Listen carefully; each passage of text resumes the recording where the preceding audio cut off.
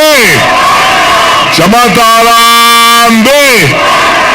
Mimi nataka kuwaomba wananchi, tumekuja hapa kwa sababu tunataka kuwajulisha kwa ukweli, tunataka kubadilisha serikali.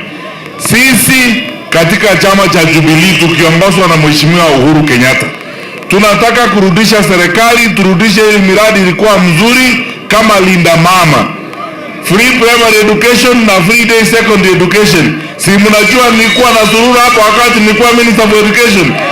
Tunataka kunyorosha, turudishe elimu vile ilikuwa wakati ule tulikuwa kwa serikali. Hii barabara ilikuwa approved wakati tulikuwa kwa serikali sisi. Sasa huyu muungwana na serikali yake wameshindwa kuifanya. Sisi tunataka mtupee serikali tufanye hii kazi. Sisi ni kazi tunataka ya kuwatumikia nyinyi wananchi. Nimeandamana hapa na wakubwa wa chama cha Jubilee wote, na vile mumeelezwa na wenzangu, sisi tunatembea pamoja. Kule mbele mwenyekiti wa Jubilee Bwana Kemosi ndio huyo, Secretary General Bwana Ole Kenta ndio huyo, naibu executive director wa deputy party leader Bwana Manje ndio yule, executive director wetu Bwana Mwangi pia ako huko, na hao wengine Mheshimiwa Kioni ambaye ni wenu hapa nyumbani, deputy party leader.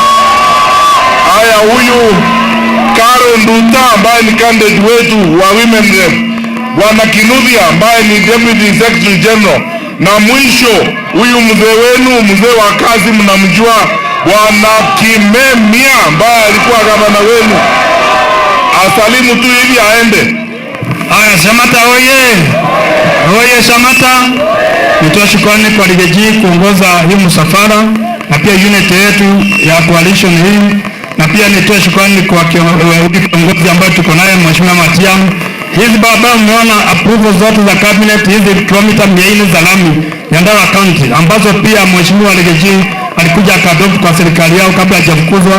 Bao ndio wameanzisha hizo vitu zilikuwa kwa cabinet. Maliza gavana ya mwisho ofisi ya DC hapa mwenye kuapprove hiyo district Mheshimiwa Matiang'i. Makofi kwake kwa hiyo kazi nzuri. Asante sana. Asante sana wananchi, na Mungu awabariki.